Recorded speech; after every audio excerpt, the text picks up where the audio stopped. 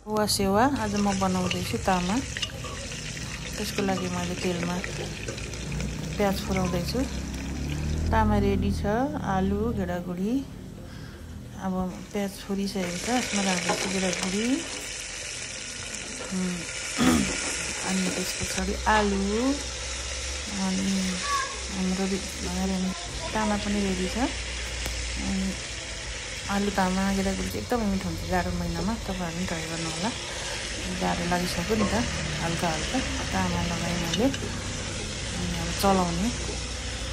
चलाउँदै भुक्दै गर्ने। तपाईँहरूलाई अब कतिको अमिलो मनपर्छ त्यही अनुसार तामा राख्दा भयो। बिसारहरूले त्यस पछाडि चलाएँ। फेरि बोल्नु पनि आउँदैन है। भर्खर सिक्दैछु।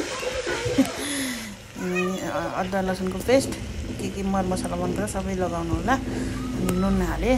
अनि टमाटर कतिको अमिलो खाने त्यही अनुसार नराख्दा पनि भयो। अलरेडी तामामा अमिलो हुन्छ नि त।